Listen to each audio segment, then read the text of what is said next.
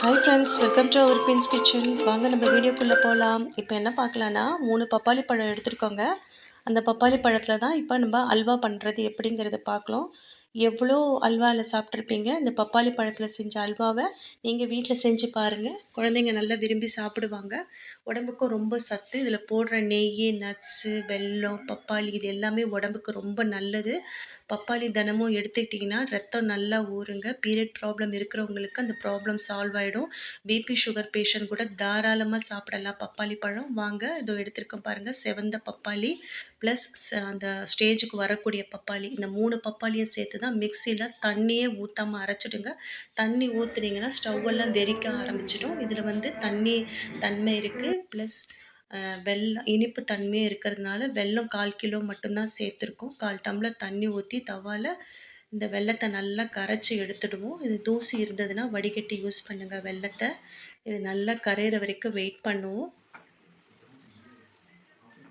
நல்லா கரைஞ்சிடுச்சுங்க. அதுக்கப்புறம் நம்ம அரைச்சி வச்ச பப்பாளி இது இருக்கு இல்லையா, ஜூஸு, அதை எடுத்து ஸ்டவ்வை ஃபுல்லில் வச்சு பக்கத்துலேயே கொஞ்சம் கொஞ்சமாக ஊற்றி நல்லா கிளறுங்க. கிளறிட்டிங்கன்னா கொஞ்சம் கொஞ்சமாக தண்ணி வற்ற ஆரம்பிச்சிடும். இது மாதிரி பொறுமையாக செய்யுங்க. இது நேச்சுரலான விஷயந்தாங்க. எந்த கலர்ஸ் கெமிக்கல்ஸ் எதுவுமே ஆட் பண்ணலை. வெல்லத்தோட அந்த கலர் அப்படியே வந்துடுச்சு. நல்லா திக்காக ஆரம்பிச்சிருச்சுங்க. பக்கத்தில் சிம்மில் வச்சு கிளறி விட்டுட்டே இருங்க. இன்னும் கொஞ்சம் நேரத்தில் 20 மினிட்ஸ்க்குள்ளே இந்த பப்பாளி அல்வா ரெடி ஆகிடுங்க. இதை நீங்கள் நல்லா வச்சு கூட ஃப்ரிட்ஜில் வச்சு நல்லா சாப்பிடலாம். நாள்பட இன்னும் கட்டி அல்வா மாதிரி அவ்வளோ சூப்பராக இருக்குங்க. இதில் பாதாம், பிஸ்தா, முந்திரி எது வீட்டில் இருக்கோ நீங்கள் ஆட் பண்ணி கொடுக்கலாம். நட்ஸோடு சாப்பிடும்போது கடையில் விற்கிற அல்வாவையே அது மிஞ்சிருங்க. அந்த அளவுக்கு ஒரு டேஸ்ட் இருக்கும்.